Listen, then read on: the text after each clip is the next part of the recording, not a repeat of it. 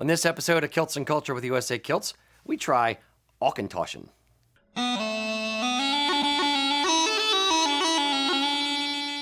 Hello, boys and girls. Welcome to Kilts and Culture.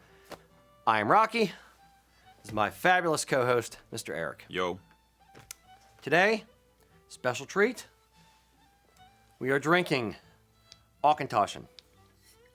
And we were just discussing this. If anyone knows, we didn't do any research. If anyone knows where the name came from, that sounds German to me. So I'm very curious why it sounds German, but Auchentoshan. Auchentoshan has the tasting notes: mandarins, toffee, and honeysuckle from Oloroso and bourbon casks. Bourbon casks. Okay. Interesting. So, in accordance with the social distancing thing, we did the pre-pours. So, Mac, you have yours over there. You good? I do. Very good. Right here. Mr. Erik, you got yours? Yes, sir. Gonna give it a little sniffy sniff. I'm gonna pour some water in a sec. We poured these about 30 minutes ago? 45 minutes like that. ago? Yeah. So we've let them breathe for a little bit, kind of gas off a little bit.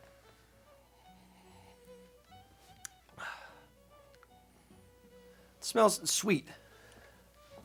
I did get it's leading the witness of reading what it says on the box first, yeah. but I do smell the toffee scent. Actually, I'm getting more flowery, like the honeysuckle thing. So, yeah, your nose is broken. most likely.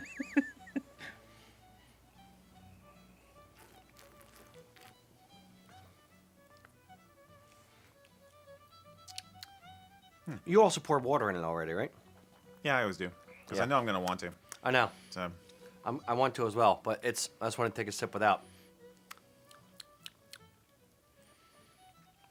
It's like warmed my whole tongue. My whole tongue like started salivating. I don't know if that's just like what happened to me just now today, or if that's like something that happens. Do either of you get? yeah, I'm now that you mentioned, but I don't know if it's like Pavlovian response. You know, I just in my tongue I was like, oh, I wish I salivate? had that power for real. What, to make people salivate? I don't think that's the power you want. To have it's going to get creepy fast, folks. No, it's power of suggestion in general. You will buy a kilt. I was gonna You say, will buy a kilt. You want the 8 yard. 8 yard. Why does he sound like Count from? I just think of the same thing. That's one of the voices I can do. It's like Okay. I do a decent Bela Lugosi, you know. You bought 8 yards. All right, so anyway, Scotch. Okay.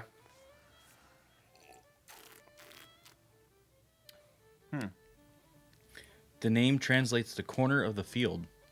Okay, Corner of the field. that's cool. Actually, I kind of like that. Indeed. It's more intriguing than Valley of the Stag or Mountain of the Stag or Stag of the Stag. You know, That's So where like they put corner their of the field. skill. Wonder where the name came from. Yeah. All right, so what was it? Honeysuckle, mandarin, and toffee.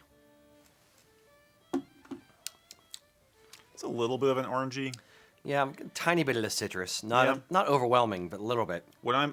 It's interesting to me because I've been drinking Macallan at home. Okay. Thank you for lending me the bottle, by the way. And Lending. it's sweet and relatively smooth, and a little honey, a little fruity. Yeah. This is like that with like a dash of Lafroig in it. There's like some peatiness to it, but not a lot of peatiness. Yeah, there's a little bit, some kind of kick. It's not. Yeah. It's a 12-year, so it's reasonably aged, but it's not super smooth. It's definitely got a little bit more of a bite to it. Yeah, it has a little. I think it's the bourbon cask. I think that's what's making That's the a difference. fair The fact assessment. that it's a bourbon cask one. There's just a tiny touch of iodine. Water definitely helped cut it. I'll say I like it. It's a tiny bit, like I said, it's a little bit iodine, so it's a little bit smoky, just a tiny bit. Pretty sweet. I'd say it's pretty sweet. And I do like I picked up on the toffee overtone right away. And I'm still getting that. A little caramelly now. Maybe a little caramelly. I don't get the toffee. I get a little bit of caramel-ish, like the sweetness kind of thing. I definitely had the floral. Definitely get a little burnier than some others we've tried. Okay. I think it's more in the nose. I think. Mac, you've But been generally, reasonably I quiet like about it. it. Over I there like this one. diligently working instead of drinking. Drink up, boy. Stop paying attention to those people. And now there's we're looking into there's a bot issue here that I'm seeing reposting stuff, so I'm looking into that at the same time. Wonderful. So I'm working on fixing that. Welcome to our Friday the robot 13th. overlords. Yeah. Our robot overlords are here with us. I am Kiltbot 3000. So hopefully Coraline is You seeing didn't invent that too. that as well. Yeah. But no, I'm not really getting. I know one of you said about the orange flavor. I'm not really getting any orange. I'll give them the toffee and I give them the honey. You said honeysuckle, right? Yeah. Yeah. I'll give them that, but I can't remember what honeysuckle's supposed to smell like.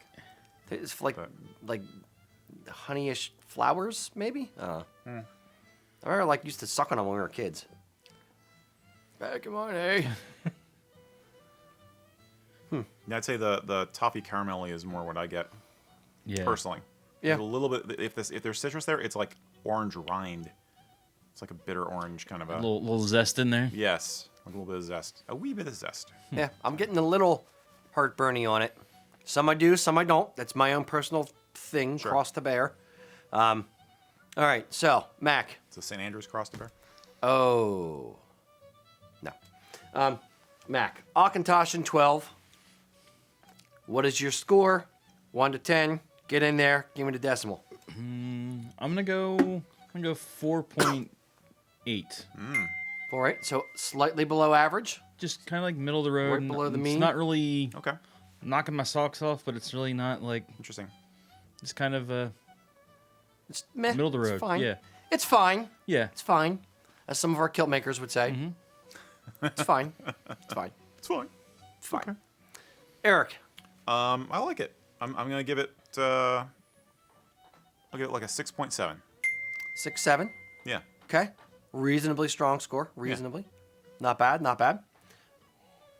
I think I'm closer to Mac. I'm probably. We didn't touch on the price. The price of this, I think, is about 50 or 60 a bottle. I think.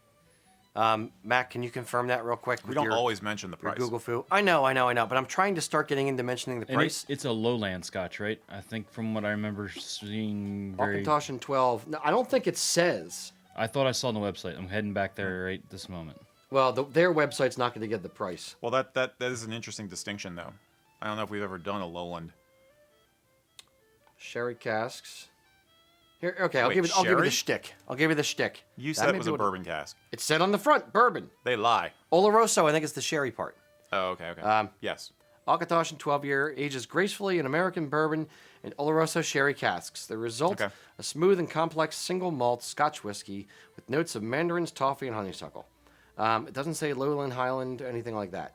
Well, since So- we just had Veterans Day,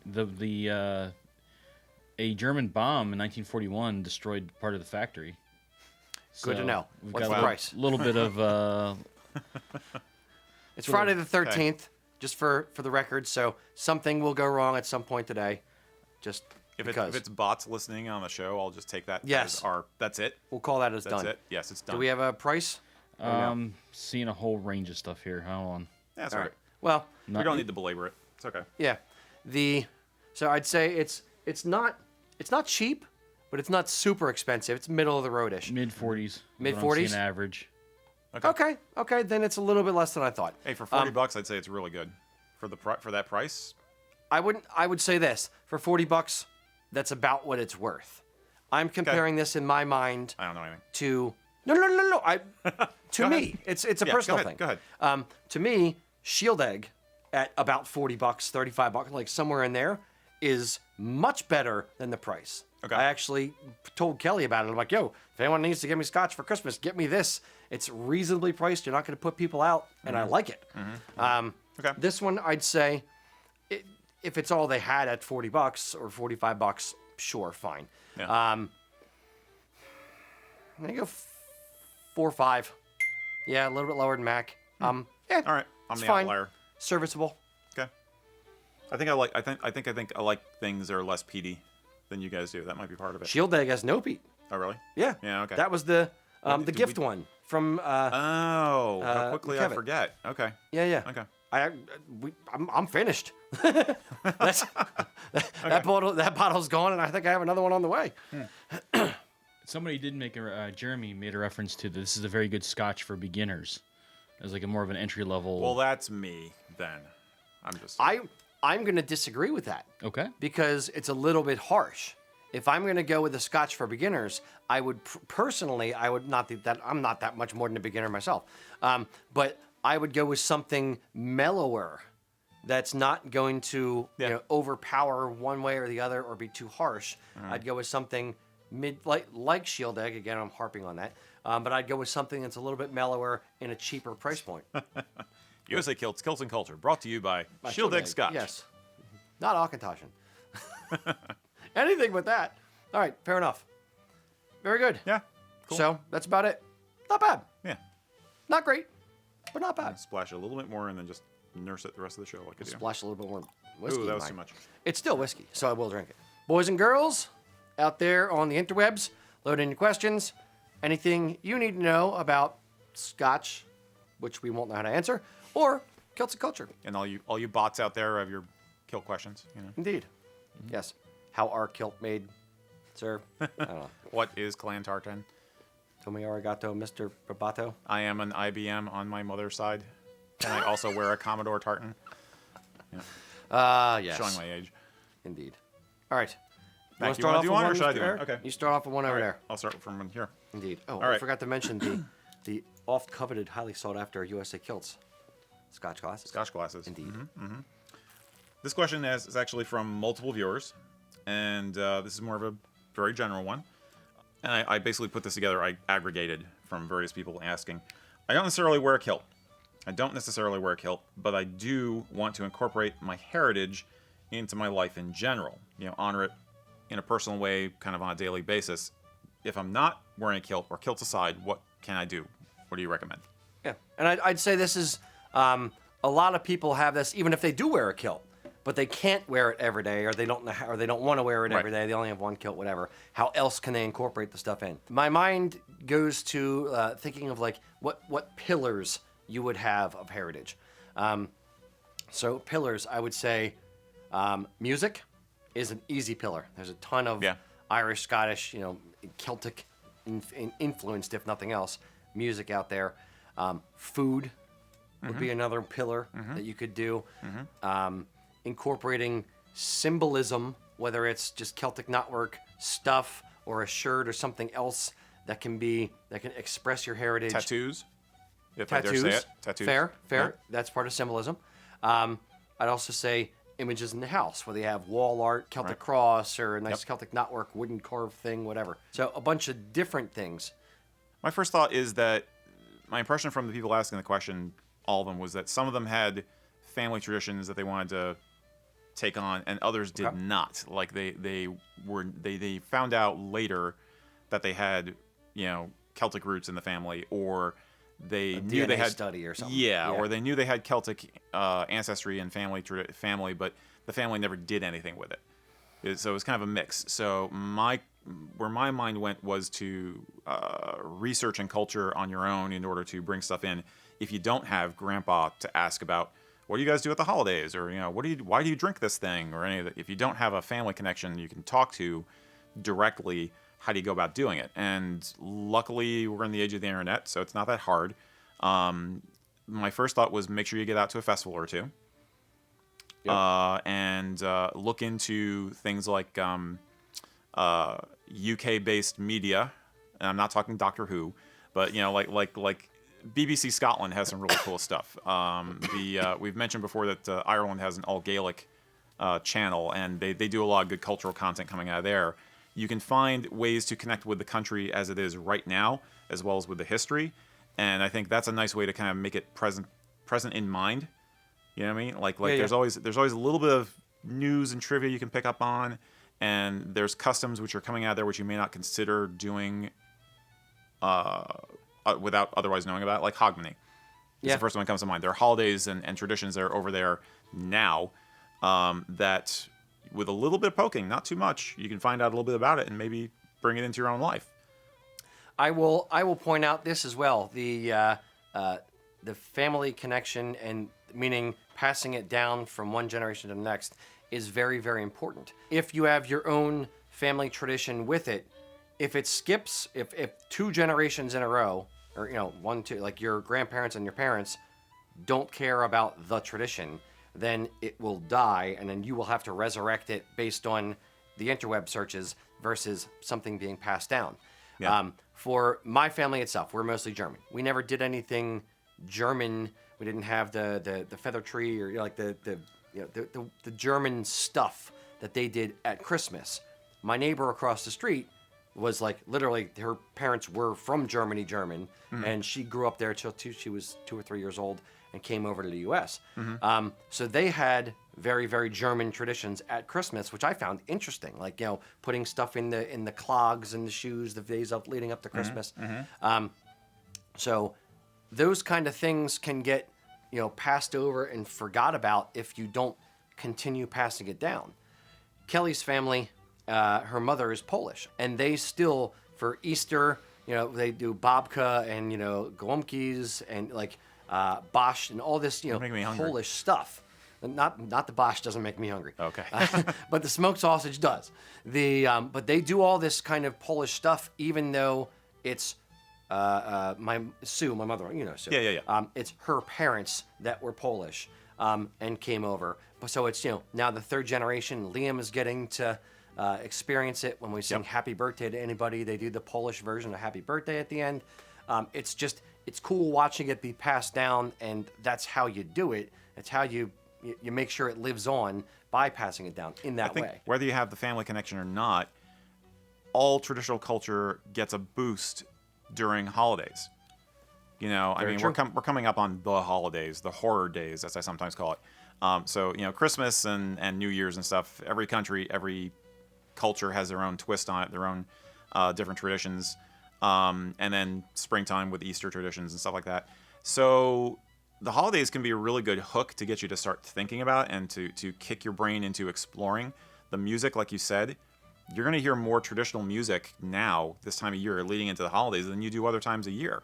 I mean, everybody, it's a cliche at this point in this country to like have, the Chieftains Bells of Dublin, as part of your Christmas music list. So, it's kind of like...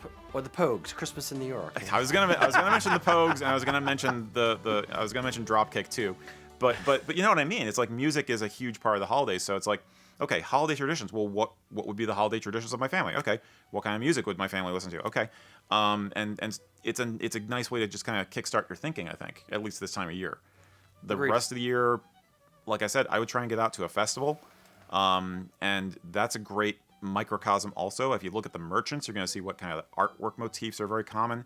Clothing, artwork, music, food, all in one the whole location. thing. Yeah. And if you're lucky, presenters, speakers, it's not just the surface level stuff, I think is the thing. And speaking as a folklore fan, find a book of traditional, Scottish stories or traditional Irish stories or Welsh stories. Dig into the folklore. If you have kids, find some Celtic bedtime stories. It's there's all kinds of different ways to chip away at this. So there's no wrong answer. There's no wrong way to do it. I remember my it just popped into my brain. I remember my high school German teacher reading us German nursery rhymes and remembering how messed up they were. Like, dude tears himself in two. It's just really, really dark stuff to be saying to little kids at bedtime. Like, oh, he ripped himself in half. Sweet dreams, Jimmy. There's some pretty messed up Irish stuff too, though. I mean, fair, like the fairies and it's there's some dark stuff out there. Yeah. But so pain and trauma like that begins in the home. I think what we're really saying. No, actually, that's another thing. Is like superstitions. Think there's all these traditional cultures. Knocking on wood. Yeah. Yeah. Isn't that Irish or something? Knocking on wood. I don't know, because you know what? My wife works with people in India, and they have a similar expression called touch wood. Yeah. And it's like, I don't know if they picked it up from the Brits when the Brits were there, or if it was indigenous, and maybe they taught it to the. I don't know where it came from originally. There's different versions of that all over. But I researched. we're I looked shaggy at this dogging like crazy. We are officially in shaggy dog. I don't care. I'm doing it anyway. Fine. I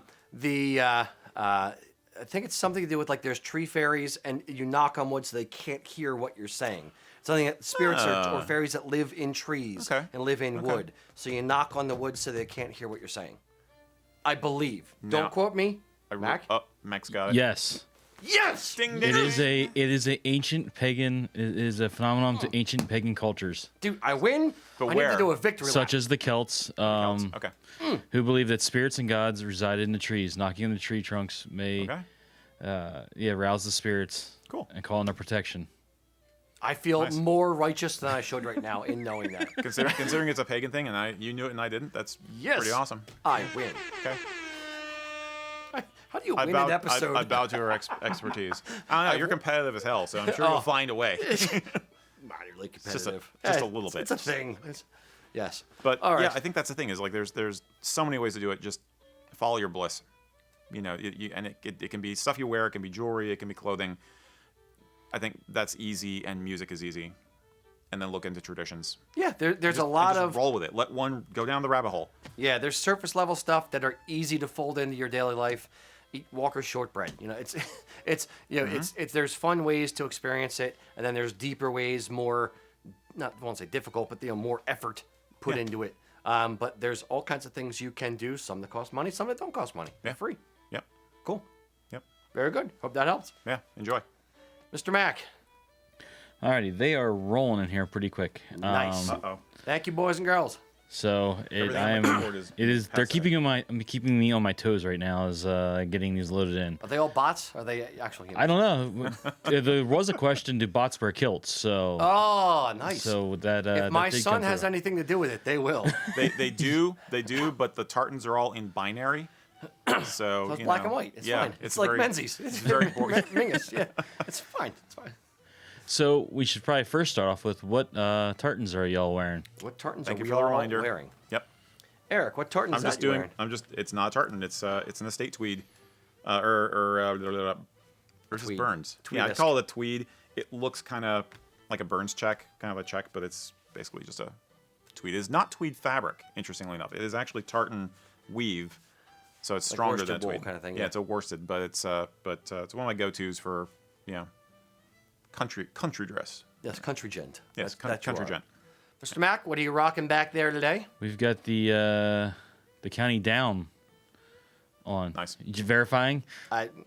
You're just like I'm blinded. So you're trying to look under Mac's table. Shh. Don't tell Kelly. I am wearing the Pennsylvania State Seal tartan that was designed by yours truly in-house for us Pennsylvanians. Even though there is an official Pennsylvania tartan, this is not it.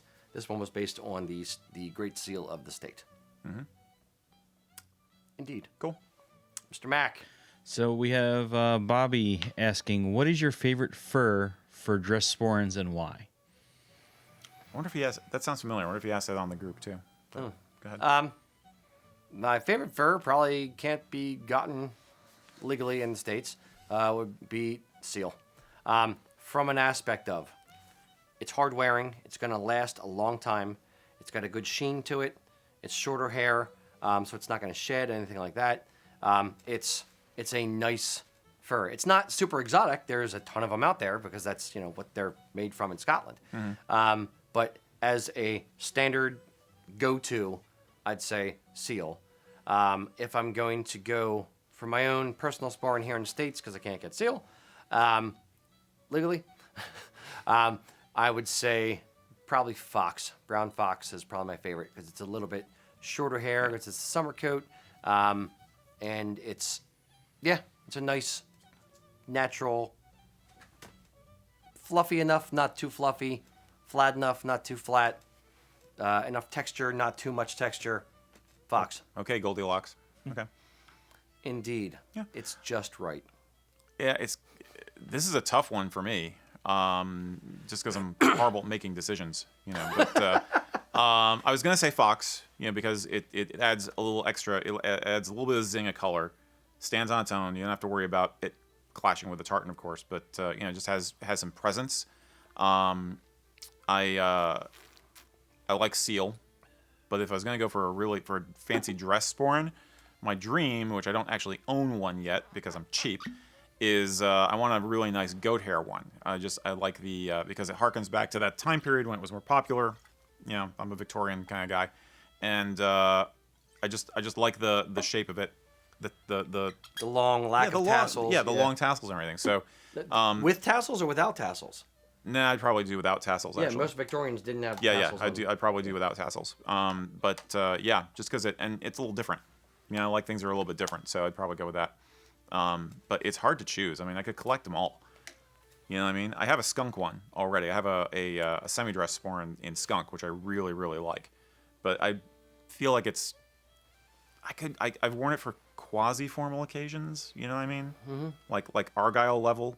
But for PC level, I'd want to go. I'd really love to have a go all out. Yeah.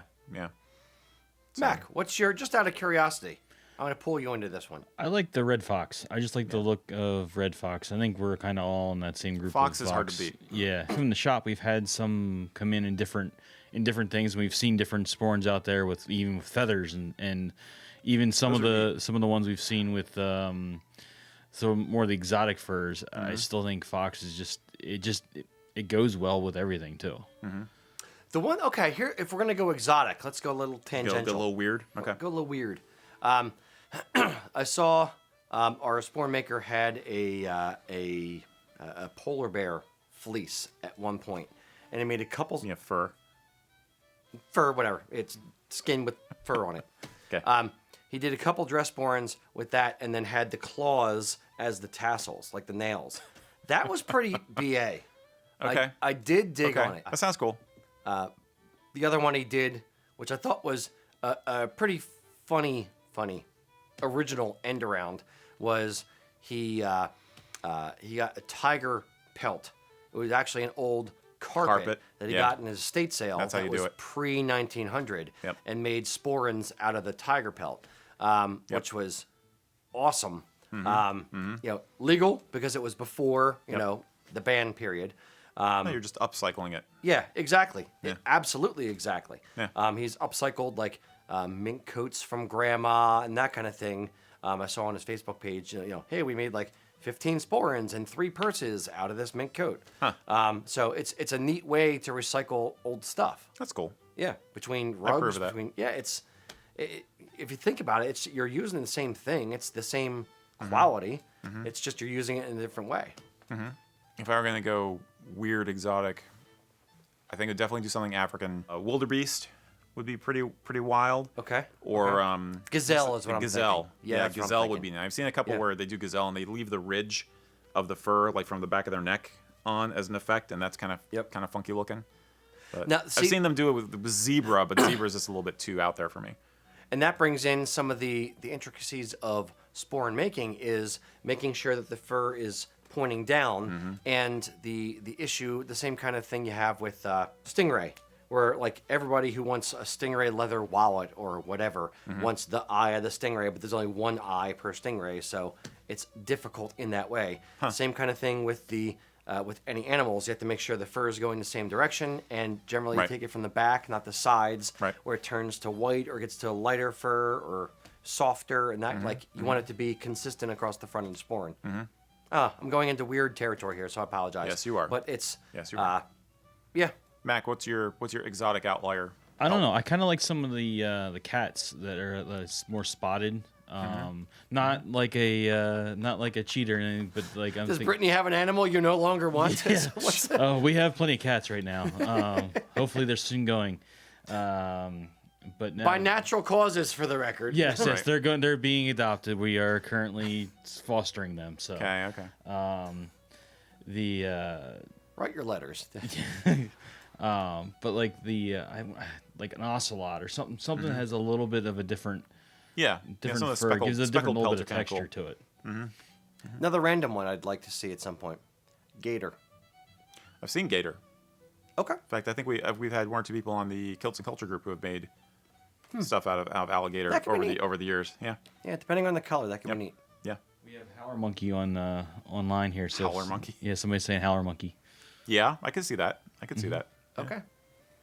Blue ass baboon? No. Okay. Yeah. All right. But Next question. Yeah. Let's move on. Before right. we start killing every species. Ay vey. Okay. Real quick one, I think. I don't know. Brian Jackson, when can a Braemar jacket be worn? Should probably define what a Braemar jacket is. A Braemar, a Crail, and an Argyle jacket. All three are very, very, very similar. The main difference is the cuff. On an Argyle, you have a gauntlet cuff, which is the scallops and the 3 lines and 3 buttons across the bottom of the cuff. A Crail cuff is just a plain, finished, hemmed end to the bottom of the sleeve, and then a single button on the back side of the arm. A Braemar cuff is a little patch of fabric that's actually sewn on top, usually the same color as the jacket, that has a little bit of scalloping, and then 3 buttons going vertically up the sleeve, like it's on a Prince Charlie jacket and vest. There's one right behind you. There's one right behind me. This is a Braemar jacket that happens to be in a gray tweed type fabric. You can also have a Braemar jacket in black, just like an Argyle jacket. Right. You can also have a Crail jacket in black or in different colors. Argyle, Crail, Braemar define the cut of the jacket, and then the material makes it either tweed or black barathea. It makes it different, but the cut of the jacket is either Braemar, Crail, or Argyle. Yeah, and there's not much differentiation between the bodies of the jackets. It's really these appointments that we're talking about.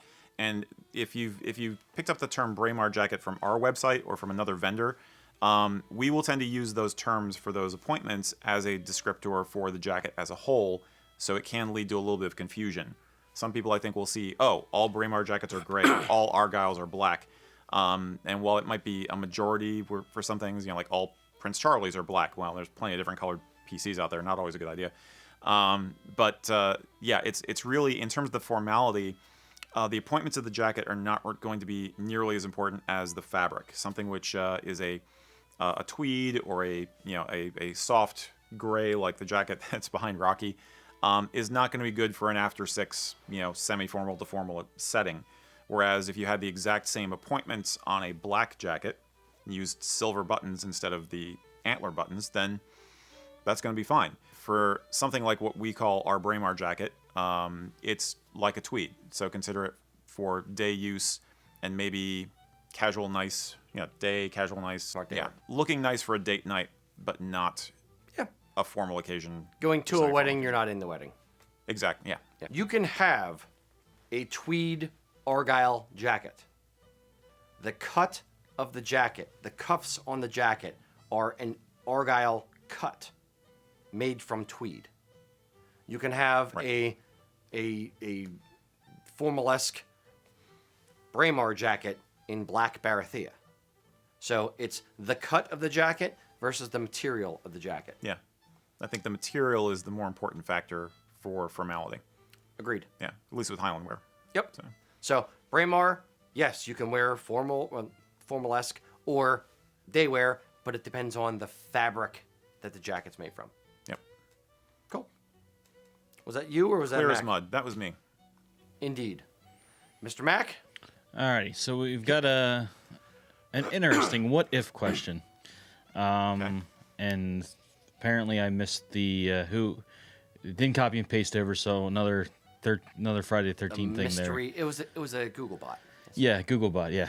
The question is, if a new clan chief were radically to change their crest from their predecessors, thus the clan crest is now changed, how much impact would that have? Social, economic, or emotional to the clan?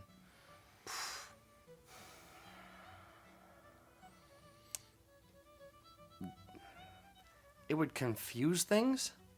It would muddy things. I don't think it would have a big impact. Let's use Cameron. Cameron decides that they no longer want to have their crest. They want to do a hand and a sword. Tell me that Cameron doesn't have a hand and a sword. They want to change to something different. And they say, this is now the crest, Hanukkah, Donica, this is what it is, period. Some companies would probably carry the old one. certain companies might quickly design a new one just so they can get the blessing of Lord Lion and say, okay, this is the official one. We're now carrying this one as well. Some companies, if they're smart, carry both and say Cameron, old clan crest, Cameron new clan crest, or Cameron 2020 crest, Cameron 2019 and before crest, whatever. So they would differentiate between the two. Yeah. But I don't think wouldn't be a major thing. I think there are manufacturers out there who'd be like, haha, another thing we can make money off of. Now we can sell them both. Yeah. But it's a very interesting question. I don't think it's very. If somebody knows better and it has happened, correct me if I'm wrong. It doesn't feel like something that has happened in recent history at all. Is there an example? Somebody did say Clan Murray did it in the 70s. Back in the 70s? So I don't know if that was the last time. Okay. I don't know. I kind of view it as like a motto being changed. Like we've seen some of the military mottos change. Like I'm kind of viewing it that way. Well, where and new tartans have been developed. I mean, I know that, or different versions of the tartan. Like the preference of the Lord is the hunting tartan, so that's what he'd prefer to have used for formal occasions, as opposed to the modern. But it's not. Yes, but that's the preference of the Lord. It's not like he's saying, okay, the dress tartan that the previous guy said was good, nix that, done. This is the new one. They don't usually do that. Sometimes, like in the case of Macmillan Black, their clan chief has come out and said, no, this is not an official tartan. Yeah. Or Campbell saying Campbell of Argyle is not an official tartan. So there are certain instances where a clan chief will make a decision on it, but it's not like they're policing it. Mm-hmm. To me, the whole thing is based on tradition and carrying the tradition forward. So to change the tradition outside of it being suspect or something that like doesn't play in today's date and time kind of thing, there's no reason to change the tradition. That's a very interesting question. I think the reasons why you do it would be very idiosyncratic. Like you said, it could be like something like, this thing has now been associated with these guys who we hate, so we're going to change our crest. Or this was based in slavery, therefore we're going to change. Like, I could see like something like that. That's what I mean by like it doesn't fit in the current day. Or somebody uncovers a new fact about the history and find out, oh, wait, the guy who wore this at this battle, it wasn't that thing. It was actually this other thing. So they change it because they've made a new discovery about the clan history, maybe. Yeah. But in terms of the cultural impact, it would depend on the individuals. I think if it's a larger clan, you'll have people who are basically, adopt it immediately, and you might have some old guys who are like, no, this is what it was when I grew up, and that's what it's going to be, and I'm going to wear. If it's a very large clan, if it's a smaller clan, I think they'd be, I'm going to say, more likely to embrace a change because they're going to have more.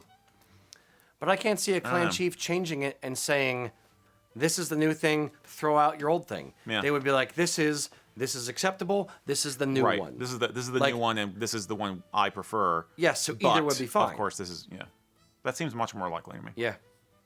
No, I'm drawn to like I want to do a whole series on what if things. On taboo clan tartans. I'm going back to the 1990s what if comics, or what was it?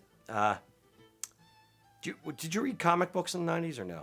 Kind of. I collected. Okay, there was the Mac, you or like no? Elseworlds or something? No, there was a what if. There was like an alien thing that would say like, what if Spider-Man was a woman, or what if this guy didn't have that power, or what if he died, and like it was a what if comic. Right. If anyone out there knows what I'm talking about, please put the name of the comic in there, just so I don't look like an idiot. But yeah, there's a whole what if series of things. It's kind of a neat thing to go into a little bit. I think but I want to say that the general attitude is more is more. If it's still expressing the clan's history or culture or pride, people probably won't have much of a problem with it. There may be some people who are just like, I don't like it, I'm sticking with the old one. But it's not. Yeah. For the most part, people are gonna be like, cool, there's more about us. There's more to learn. It's there's a new more chapter. To use. Yeah. So I don't think it'd be like a schism, like you'd have a civil war in the clan and you'd separate. Split from the clan. Yes. No.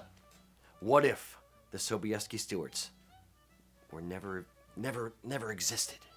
What would happen? That's a very interesting what if. That actually is a very interesting what if. That's a very interesting what if. That's a whole show in itself there, dude. We don't have time for this, right? Yeah, we got plenty of time. Why not? No, we don't. 23-hour days, hour sleep, we're good. Let's go. All right, Eric. Okay, right. Hit us. No drinking. Hit Questioning. us. You Got can it. drink. I can drink if I want to. What other job encourages you, nay, demands That you day that drink? you drink at work? Yeah, Exactly. seriously. It's 5 o'clock by the time we're done the show. 5 o'clock somewhere, kind of. I don't know. Let's see. Decisions. I always do this to you, and I apologize. I'm going to give you a lighter one, just because we're in a lighter mood. But Alan Campbell asked us, what brand of coffee does Rocky drink? Have you ever tried Death Wish coffee or Valhalla Java? That's Valhalla about Java. as trivial a question as I can get it. No offense, Dan. But 2 brands. The here at the shop we have a Keurig. So the Keurig, my favorite, which I am literally livid that they have discontinued recently, is the Kenyan AA coffee. Mac, don't get me started on this. So we're gonna switch to Colombian, which is a reasonable second, but the Kenyan AA, magnifique. The other. Albanak brand coffee. Our good friends from the band Albanak, Jamesy and everybody, man. have their own coffee blend. And they sent us a coffee from them, their own blend. This is actually really good. Is it? I have a regular coffee. Is it? I have a regular Okay. coffee machine at home, and I've had a little bit of this at Okay. home, and not bad at all. It's a medium roast coffee, and it's reasonably well balanced coffee. I was surprised. I was looking at it as like, it's funny. all right, James, it's a bit of a gimmick, but it's actually pretty good. So, Well, If just you- because it's a gimmick doesn't mean it doesn't taste good. that's very true. It's good stuff. So, check out Albanak. Great band. Pretty good coffee. I'm just imagining cheesy commercials with them, like at the The concert. best part of waking up is the Is scent of Jamesy in my Your cup. cup? Is Jamesy in your cup? Considering how much he sweats on stage, I think that's a horrible idea. Oh, man. I remember. Hold on a second. We got to go into this. Was it you with me at Celtic Fling, where it was like we shut down the tent for the night. We went Yeah. over to the pirate ship, drinking area. Yeah. And Jamesy and Aya and I think Big Davey or somebody were there. And this is going back like 8 or 10 years. And I'm talking to Jamesy, and a girl, like, they were fresh off stage, drenched in sweat. Yeah. Not Yeah, the it was- best odor. And a woman come over and hugged him, and he's like, oh, sorry, so we got to get back and take a shower. And she's like, oh, no, you smell fine, James, you're fine. And I'm like, bullshit. You stink, dude. Oh, He was just you lie. sweaty, the hair all matted down. Man, those dudes, they get a workout. Yeah. They get a workout on that stage. I've never seen a band, consistently the entire band, more energetic than a lot of Albanak. work. They put on a good show. And you know what keeps them going? Albanak coffee. All right, enough product placement for Jamesy. Oh my God, that was Love you, bro. We didn't plan that, by the way. That just it was like somebody asked you about what coffee Yeah, you no, drink. the- I'm like, the question we got came the in Albanak today. coffee. So Yeah. No, it's funny. I'm being honest. It's good coffee. So is the Kenyan AA. yeah, okay. Mac, give us a real question. All right. So we have a question coming in from Possum's Cod. Would it be looked Random down? animal names. Yes. Possum's cod. Okay. Would it be looked down upon if I wore my great kilt to a formal banquet, or how could I go about dressing it up to look more snazzy? What's a good hat to wear with great kilts? So there's a That's like Two-part that's a question there. three-part, almost a three-part. Yeah, that's a pretty in-depth question. How do you wear a great kilt formally? We've answered it before, and I will say this: from the traditional angle, you don't. What's the finest biker wallet to wear with my tuxedo? It's you're crossing the streams. It's not formal wear. If you insist on wearing it formally, have at it. I'm not saying you can't. I'm saying by a traditional definition, it's not formal. Yeah. So, possums, if I might call you that. Let me preface this by saying we've had a huge uptick this year in great kilt sales, and I think it's because there are certain guys out there who have made a really big splash on doing a really good job of wearing it as casual wear with modern clothes. It's awesome. I love it. It's got power. But the way I usually describe it is you're taking something which is very loose and organic in its flow, and it's bumpy and curvy and all this kind of stuff, and you're pairing it with formal jacket. Formal tailoring is just that, tailored. It's very crisp, very sharp angles. Rigid straight lines. Yes, it's meant to define you in a very abstract, very sophisticated way. And so the great kilt and a formal jacket or other formal accoutrement just doesn't really work. I mean, I could see a great kilt with the hipster, rolled up sleeves dress shirt and just the vest and the tie loose, like some people wear, and look kind of like, hey, let's go get a drink, But anything higher than that, like going to a wedding or something, I really would not recommend it. Going to, maybe, it depends on your personal fashion, though. It depends on the culture you're moving through. Yes. If you're in a more of a subcultural scene with the occasion, then they're probably going to think it looks cool because it's more rock and rolly, more counterculture-y or something like that. That's a good way to phrase it. But if you are going to a wedding, hosted at a castle, outside St. Andrews in Scotland, and half the family is Scottish, and I wouldn't recommend it. So yeah, that's my thing. Now there is a slightly larger question of, could you wear a historical based outfit as formal wear? In this day and age, I could almost see somebody wearing very, very retro, like late 18th, early 19th century stuff with a great kilt and getting away with it. People would think you're an entertainer, not a guest, or you're giving some kind of a presentation. But we're moving it. People are so into doing something that's retro and romantic these days. That's why we're seeing people ask about this. So I see things almost going that direction in a way. I'm going to draw a quick parallel because I agree 100%. Well, thank you, sir. My parallel went to, imagine you're at a wedding and someone arrives at the reception dressed as Colonial Ben Franklin. Can it be done? Sure. But what are you going to think of that person is either like, oh, they're a Ben Franklin reenactor, or they're doing a presentation, or something's going to happen. It is a period thing. It is a snapshot of a period of time if you do it in the way you were just describing of a period piece. And it's to mix it with contemporary formal jackets like a Prince Charlie or a regulation doublet or something like that have flaps and panels that come down that are going to get mucked up with the pleats and with the part that goes over the shoulder of the great kilt. It just doesn't quite work. Does that make sense? Yeah. It's just, I mean, I don't know. It's if you look at modern weddings, they're all over the map.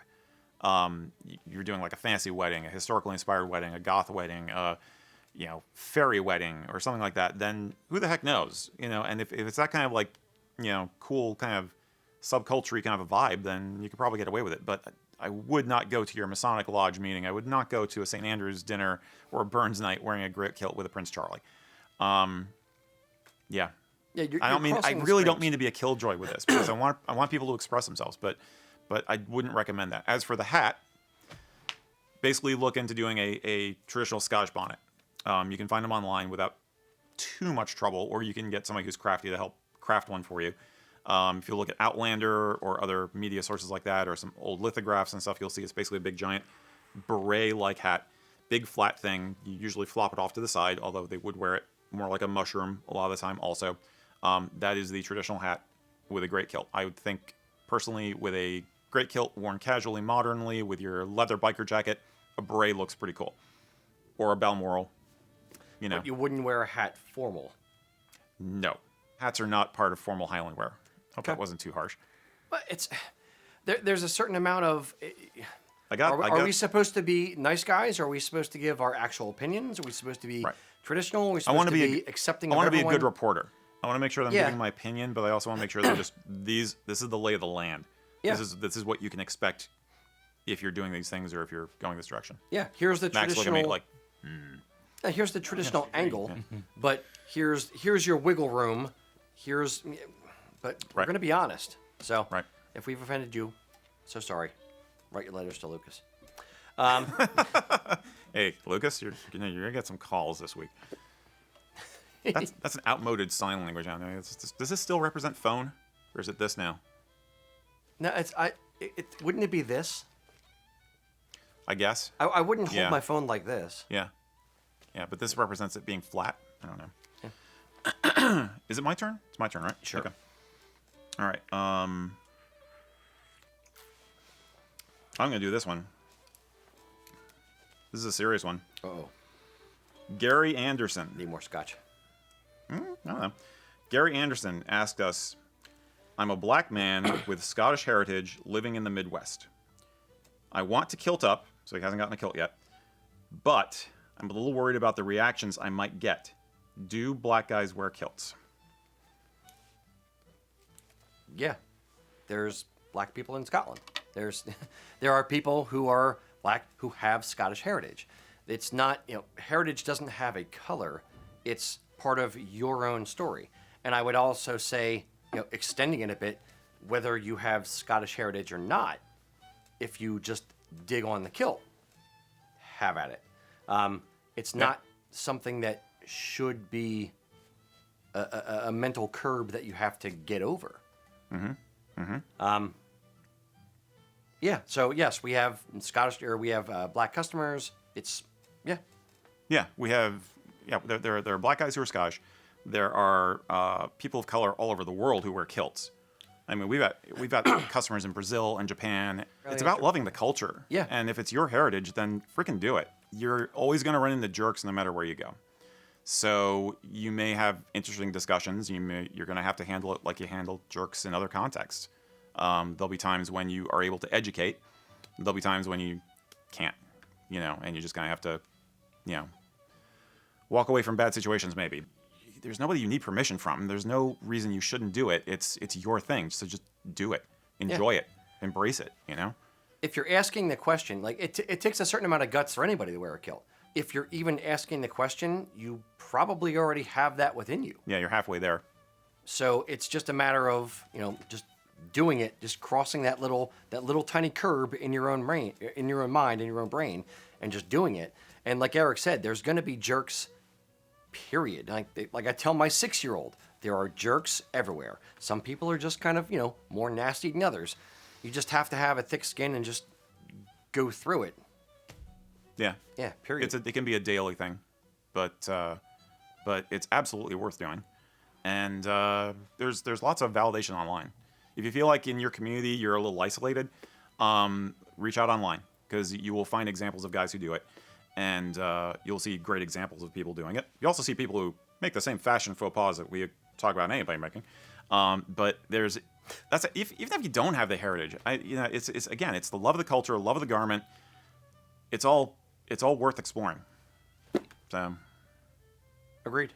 Funnily enough, there were 2 guys whose writings and videos really got me into kilting back in the day before I got into traditional kilting. With a lot of help from you. Not to sound like a kiss up, but a little bit. The first it was Steve at Util Kilts. Because I saw I saw a documentary about a team of guys wearing util kilts for like a world's toughest race thing. And there was a writer I came across named Jimmy Israel, who is a culture writer out of Cleveland, Ohio. And he did a blog, and he had a blog entry called Sarong Song, because he got into wearing sarongs as an expression of his style, and he called it like his sense of warriorship. Okay? And so he wrote about why he did it, and how it gave him a sense of power and individuality, and why he loved doing it, and some of the reactions he got, and talked about it as a journey and this blog entry. And I'm like, that's it. And those were the 2 things back like 20 years ago now that really got my brain ticking along. Like, I should do this. Yeah, the individuality and the reactions, speaking plainly, in my mid-20s were probably why I started doing it myself. So, I'm not Scottish, I'm mostly German. So, but that's a good entry point for the whole thing, is the individuality, the I don't care, the I'm going to do what I'm going to do, come at me, bro, kind of thing. Yeah. yeah, it makes sense, and everyone comes at it from a different angle, but yeah, absolutely. I said, Have at it. you know what it is? It's like, don't think about the jerks. Think about the validation you're going to get. Oh, jerks are 1 in 20 at most. Yeah, but the validation and the compliments are far outweigh it. Yes. So. The positive reinforcement you will get from day one is far outweigh any kind of negative comments, sneering, whatever. It's 90+% positive, easy math. Yep. Yeah. Do it. Go for it. Absolutely. Okay. Your turn. Mr. Mack. Yeah. So before we get to the next question, we need to introduce our... So who's our kilt ambassador, Rocky? Our kilt ambassador of the month is Mr. Will Whitmer. Will grew up in a family steeped in Celtic heritage, and while he always thought about getting a kilt, he never really did. There was no reason why he never bit the bullet and got the kilt. He just didn't get around to it. Then in the beginning of 2020, he did his DNA research and figured out just exactly how much Celtic heritage he had from Wales, Scotland, and Ireland. That was his aha moment, when he decided he was going to go out and get a kilt. Shortly after he got his kilt, he got a new job, and he asked his new boss, hey, do you mind if I wear my kilt for casual Fridays? And his boss said, you can wear a kilt every day if you want to. Nice. So, flipped his switch. He decided, all right, that's it. I'm going to wear a kilt every day. He went whole hog. The man got serious. He has 8 kilts with 1 on the way. He's also an active member of the Combat Veterans Motorcycle Club. He actually got a kilt in their tartan as well. Think of him kind of as a veterans support group with a motorcycle problem. Will is passionate about mental health. He himself suffers from PTSD, depression, and anxiety. He's found a wonderful support group in the club, and he wants to share that structure with other people as well. It's a wonderful group of veterans helping veterans who are struggling. Check out their website, combatvet.us. And with that, I want to raise my glass to a passionate serial kilter and a compassionate man, Will Whitmer. Sancha. He's a cool guy. Yeah, he is. He's definitely jumped in with both feet. He's drinking the Kool-Aid. He's in there. I think having a boss who's not a kilt salesman say you can wear a kilt every day at work, there's a lot of guys who would envy that position, and I can totally see. Absolutely. If that had been my situation back in the day, I could easily imagine coming home to my wife and saying, hey, honey, I have a work expense I gotta deal with, a company uniform I gotta step up Now, for. can you write it off as company uniform? We've talked about this a little bit before. Like, if you're a realtor, if you made it part of your shtick, how you're marketing your business, then I think you could. If you're just going into the call center every day, If it's then maybe your not. business, though, versus just, Right. yeah. Yeah. So, Will, buy more kilts, try to write them off. Seek the advice of your accountant. See if you're allowed to write them off. Yeah. And if so, great. If not, We support you. he tried. Very good. Mr. Mack, next All right. question, pretty please. So we have Zach asking, my kilt pin gets caught on things in my shop, so in a casual working position, is it taboo not to wear a kilt pin, like Rocky's doing right now? Insert lack of kilt pin here. Dun, dun, dun. No. It's when I wear a kilt around the shop, and I know I'm going to be up and down running around. If I'm at a festival, I tend to not wear them because I know it could potentially be caught on things. I'm also not, full disclosure. I'm talking against sales here. I'm not a kilt pin guy. It's a bit of jewelry. The only jewelry I wear is my wedding ring. So, yeah, I'm kind of meh on it. Some guys love it. Don't think the kilt looks complete without it. I wear it on occasion, yes, but it's not something you need to do. It's not like you're missing your sporran or you're missing your shirt. Right. There's parts of it that are a little, personal preference. Well, I mean, technically, you don't have to wear a sporran either. Shirt, You don't you have may not to, get but it served at the doesn't- restaurant. But To my mind, it doesn't look quite complete without a sporran on a traditional kilt. But there you go. That's your Traditional. subjective Yep. attitude as a traditional guy. Yeah, kilt pins are totally optional. They're a lot of fun, but I've said this before. Back in the days when every week I had to vacuum the production area and the showroom, I'd get the vacuum cleaner cord stuck on my pin, and it drove me crazy. And I had some damage to kilts as a result of that. So I very quickly opted to not wearing a pin on days when I was doing chores like that. It's just, context is king, as we often say, and it's optional bling. So don't worry about it. You're not breaking protocol. There's not protocols the way people think there are. Yeah. There's custom and there's common sense, and there's the intersection of the two. So. Agreed. It's not the end of the world. If you like it, do it. If you don't, don't. Yep. Cool. Was that Mac or was that you? I think that was Mac. So I'll do another one. He's humming over there. That's why I'm. No, Zach just made a comment back. He said he makes custom knives and swords. Do you know? So how do you do that as a kilt pin? That's on the weight. That's Well, I'm assuming when he's forging, it's getting caught and stuff. little ball peen hammer. Oh. Now, Zach. Oh, okay, well, I'm yeah, curious to know if no. Zach, if you kilt up when you're working at the forge, because I have friends who are blacksmiths, and the opinions are mixed on whether or not they like wearing a kilt when they're working. My one friend is concerned about, getting Slag burns or on his whatever, yeah. slag and stuff on his lower legs. Other guys are like, meh, don't care. But maybe Zach needs to do some commission work for our mantelpiece someday. We don't have enough weapons in here, Rocky. I know, I Just, hope just it's so cheap, you though. know. Just Those confirm. swords are way too expensive. Nah. What is the defense of your family worth to you, Rocky? Come on. All right. I have guns for that. Not swords in the studio at the shop. You're no fun. Never mind. Rain Quest asked us, and this is a cultural question.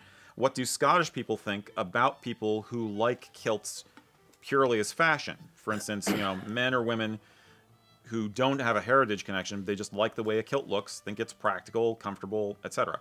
What do Scots think about people who wear kilts as a fashion thing? Let's go beyond it. Let's incorporate the other. Let's go. What do Scots think about either fashion or Americans, Canadians, Australians, expats, whatever? Non-Scots. Non-Scots broadly. wearing kilts. Okay. There's the minority and there's the majority. Let's start with the minority.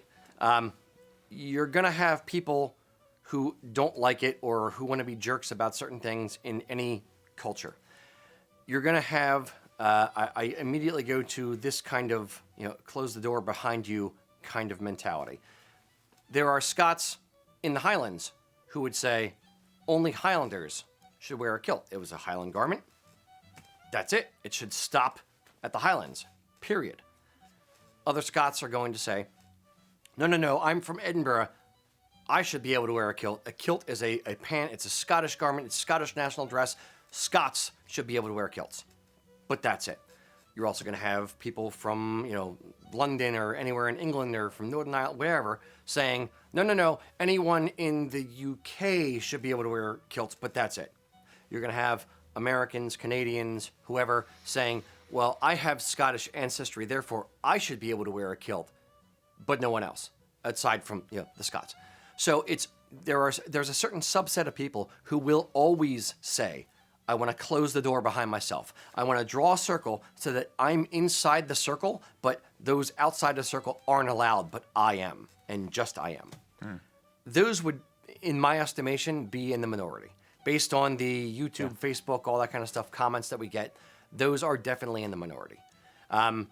The vast majority of Scots that I know personally, whether it's through travels to Scotland, whether it's business dealings, whether it's just, bumping into on the street in Glasgow, whatever, they think it's awesome that you are wearing a kilt, whether you have Scottish heritage or whether you just love the kilt, period. The kilt or tartan is Scotland's gift to the world. It's what, it's Pandora's box. It's been opened. People love it. And it's one of those things where once it's out of the box, it's fun and people are embracing it and they love it. And as long as they're not disparaging it as a symbol of Scotland, in my mind and in most Scots' minds, it's fine. If you go into fashion, every time they come out with the color of the year or what's in this season or whatever, it's always tartan is in. Oh, yeah. it's always in. Right. Like it's never not in. It's either in the background as kind of in, or it's in the foreground as in this is the thing this year. Whether it's Brooks Brothers or Johnny Rotten from the Sex Pistols, it's always been there, kind of floating around. It's always cool. There's something about it that speaks to people outside of Scotland as well as inside of Scotland, as well as heritage, as well as fashion. It's a thing. And it's, as I said, it's Pandora's box. It's been opened and people love it. And the vast majority of Scots appreciate that. They see it as their culture catching on and other people thinking you're cool. Oh no, please don't think I'm cool. You stop doing that because I'm the only one who's allowed to be cool. Like I don't get it. Right. There are people who think that way, but as I said, they are the vast minority. I got nothing I can add. That's no, that sums it. No, I think that sums it up great. No, not really. I mean, I do think you have it's in the world of fashion now. I mean, and I think you have different people will take it in different directions. Now that the gift has been given, some people are going to take that gift and enjoy it every day and keep it exactly as it is. Other people are going to do something weird with it. You know, push it forward. Yeah, push it forward or change it around. Angle. I mean, you're going to have, for everybody who's wearing tweeds that look like they came off of an estate, you know, for deer stalking, you've got somebody else who's doing the Vivienne Westwood thing and going totally crazy fashion with it. So it's not a bad thing. And I don't think, I've never gotten the sense that Scots in general feel like the kilt has been stolen from them. There are a few snobs. There are a few people who you know are concerned about watering down of traditional culture, we could say. But worrying about it like that is not what's going to help that situation. It's going to be maintaining the traditions and educating people so they see it and have the example is what's going to preserve the culture. You know, being a good ambassador of the culture. But yeah, I mean, I think kilts are fashion. They'll never not be a part of fashion. There will always be the standard bearers. People who say that, you know, this is the tradition. This is how it's done. As long as those people exist, and I would kind of lump us in with that. Yeah. Pushing the culture and the tradition aspect of it, it's going to be fine. Even if Vivienne Westwood or Johnny Rotten or whoever does something different with it, it's fine because it's a random tangential thing. It's not the whole thing changing. You're not changing the clan Tartans. You're not changing everything. You're just doing your own thing with it. And then some people kind of follow you down that route for a little bit because they think it's fun, it's cool. Other people will say, nope, I'm going to stick with the traditional stuff. There's plenty of room for both. Yeah, I think, and if you're doing something fashion forward with it, you always go back to the well of the traditions of it. And even if you're seeing that fashion forward version of it, some part of your brain still clicks to this is based on this tradition. It doesn't exist in a vacuum. Yep. You know, there's those tendrils of memory and association are always going to be there. So I think the traditional stuff is fine. Fashion is cyclical. It's all going to come around. Yeah, whether there is it's that too. The Downton Abbey effect, whether it's Peaky Blinders from the, you know, all those shows from or Boardwalk Empire from the early 1900s, late 1800s. It's all becoming cool again, and it will all go through cycles. Tradition will always be there as a common thread and will move and evolve much slower. And the people in Scotland may cling to that, certain people may cling to that a little bit more, but Scotland as a very progressive country likes to do fun, different stuff, likes to have the fashion evolution of it. Yeah, that's what I was going to say earlier is Howie Nicholsby. I was going to bring him up during the Great Kilt thing. Howie Nicholsby's point of he's trying to make kilts an everyday garment of clothing again. Other people are kind of coming at it from the other angle, saying, no, I'm not going to make denim kilts to make it everyday clothing. I'm going to make great kilts with a dress shirt everyday clothing. And they're just coming at it from different angles, but they're just incorporating it into their daily, wardrobe, into who they are as individuals. Yep. It's not a time capsule. Yep. Things move. Will some people be angry about that? Yes. Will some people cry about it? Yes. Do I care? Not really. And yeah, it's not that many people. So, all right. So into the sermon. Here into the lesson. Wash day, as my dad would say. We need doves and Oh wait, that was mine. halos. It's Mac's turn. Yeah. Mr. Mac, next question. All right, since it's getting to be about that time, William Whitty Whitmer is asking, Wait, who's that? Dun, dun, dun. I'm desperately trying to find a traditional haggis in America. Any ideas? Yes, actually. Yes, go to scottishgourmet.com or Scottish Gourmet USA. It's very, very good haggis. I believe he's the biggest haggis producer in the U.S. No, he doesn't have lung. Sorry for all you lung connoisseurs. So it's not going to be Scottish haggis.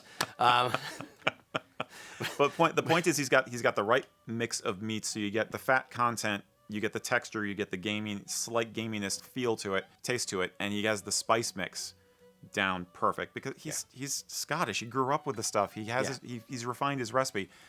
If you've ever seen a haggis on any of our episodes, like we did a Burns Night thing where we did a haggis, we did the Americans Try Haggis video, which has been very popular.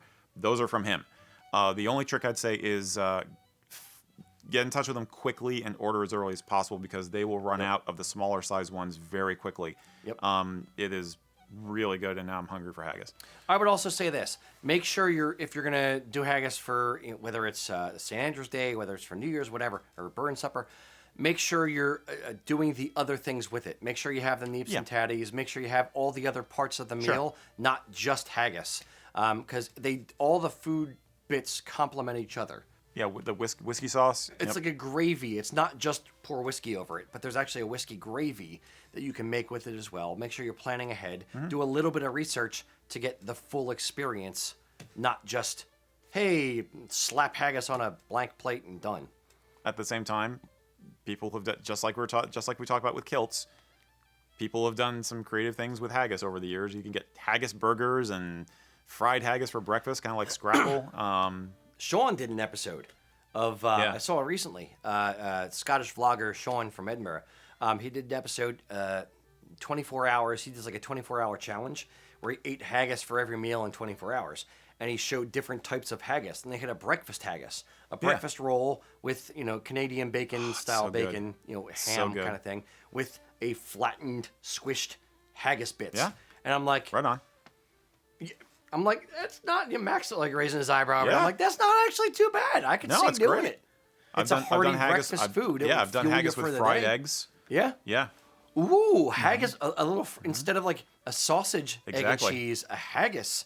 Yep. And I was egg. thinking more like pudding or like a scrapple type thing with it. I could see doing that for So breakfast. yes, with you eggs can and get cheese. haggis in the U.S. from Andrew, and we're sure it's Scottish Gourmet, not Scottish Grocer. Okay, but if we're wrong, we'll correct it.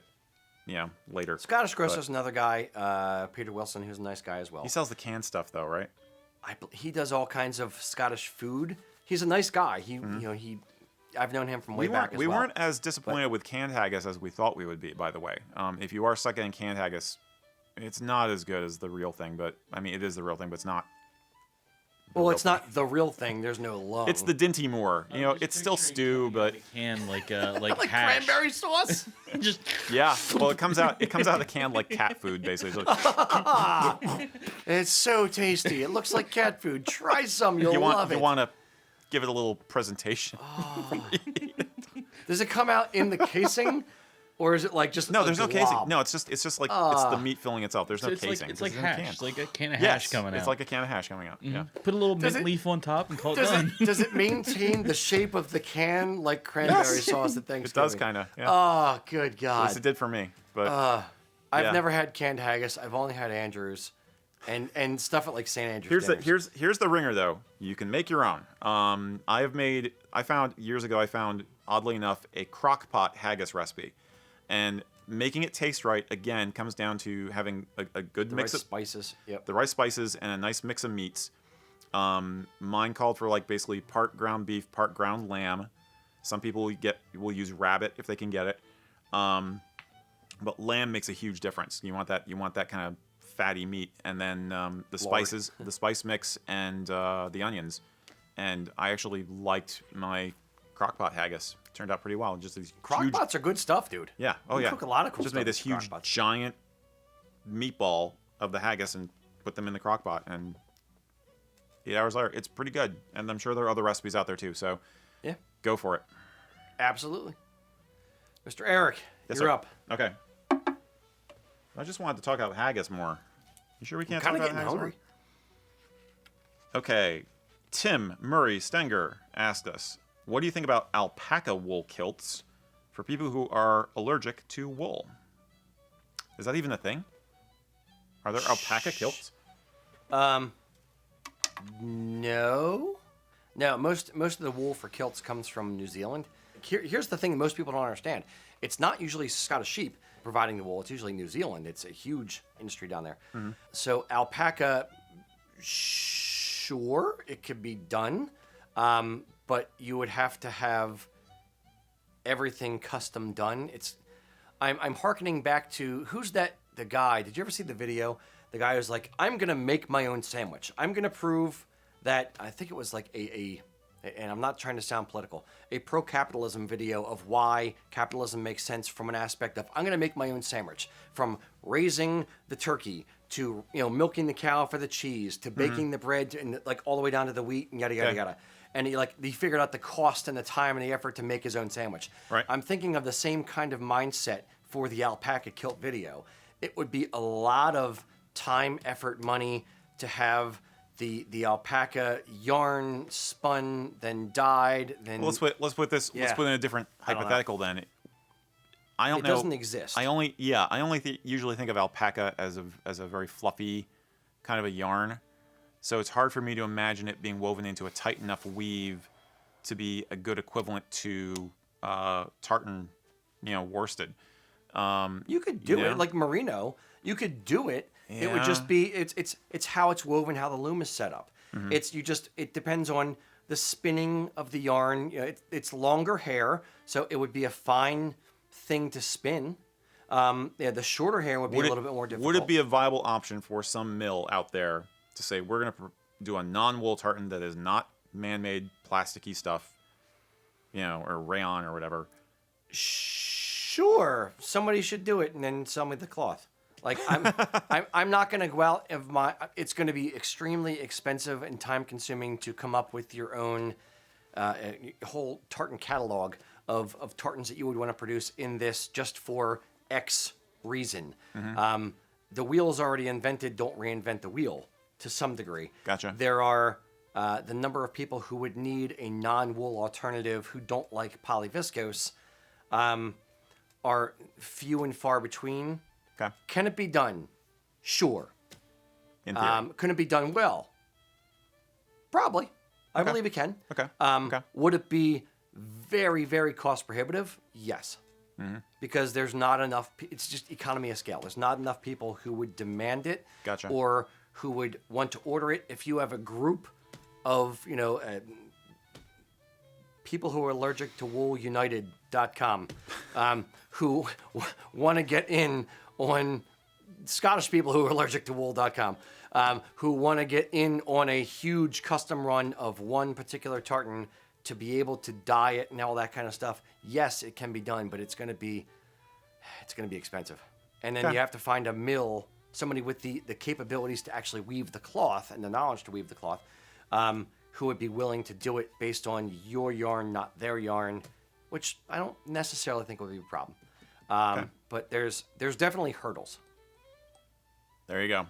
Don't look for Sorry. it anytime soon. Bit of a shaggy dog answer, but I like the. Yeah, we may need to go a little Bane long. friendly I'm ones. afraid Mac's probably getting buried in questions over here. I'm still thinking, I just don't see the alpaca fiber being able to be.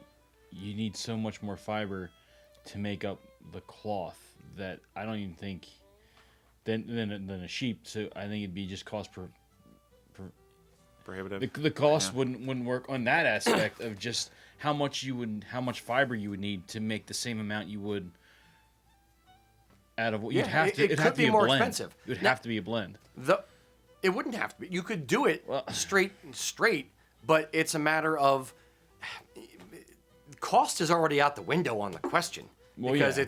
you have to buy X kilos of yarn, then you have to dye X kilos of yarn at a yarn dyer, and then you have to send it to the mill. Then it's going to be custom every single step of the way. So whether it's 80-20, alpaca to acrylic or 50-50 or whatever, it's not going to be like, in my mind, that much more cost prohibitive, on buying 10 kilos of yarn or 3 kilos or whatever the kilos are of a particular yarn of this versus that in the long run. Like there's so many other things that are going to be adding to the cost along the way that the yarn fiber content on a small batch isn't going to matter too much. Eric's getting bored. Can we pack it in on this and move on to another question? Does the big hook come out now? And Yeah. Rocky Regular, ladies and gentlemen, let's give him a big hand. All right. Coming up. I like Howie the question, Mac. No, it's an interesting question, but... How long was the answer? Was that like 20 minutes or was that 5? Or 10? I don't know. Felt like a lot to me. All right. Coraline can cut it up. She's good at that.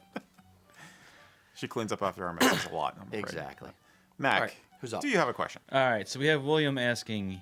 He is considering buying a tartan, and that mill does not offer swatches for their tartan, and he's still looking. Does he say what mill? Yeah, what mills don't offer DC. tartans?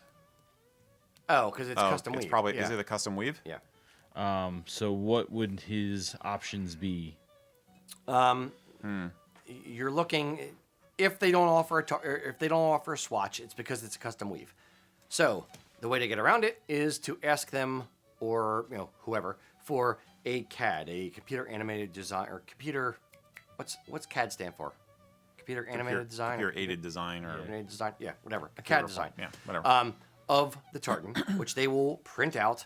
It's going to be on a color printer, so it's going to be close in the color. It won't be exact.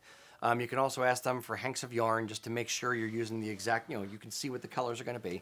But yeah, if it's something that is a custom design, they can't set up the entire loom and weave just a tiny 6x8 piece just for a small swatch. Does that make sense? Yeah, it can get to be a pretty involved process at that point. But if you're seriously thinking about spending that kind of money to get a custom weave, then it's worth it. So you know what you're getting into. We go through that all the time when you're designing a new tartan, and I've seen you spending hours looking at CAD drawings versus thread, and trying to say, that blue's not what I want, or maybe it's so. Yeah, it's a little bit. The biggest mistake that we ever made was the Pennsylvania muted tartan, the 16-ounce, the second round, where they said, "Oh no, we don't have that blue. We have something that's close," and they sent me a swatch or a yarn hank, and I was like, "Yeah, it's fine, and we got it, and I was like, "Oh, it's not fine." So yeah, I hated the design after that. But yeah, it's a difficult one when you are designing something, or if there's a design that exists, it's going to be a custom weave. You have to have a little bit of foresight, creative mind. You have to be able to see it without seeing it. The other part is if you are designing your own tartan and you're asking for a custom color and you need this color to be, Panto number 8673CZ, then you have to trust that the mill can get it right and the dye house can get it right. You won't be able to have a huge swatch of that. It gets difficult. They can do a custom dye of it, but it takes a little bit more time. Then they're going to send you a little hanky yarn, and you still have to kind of see it in your mind's eye. There's also commercial tolerance, all these things. Easy answer, nope, not possible.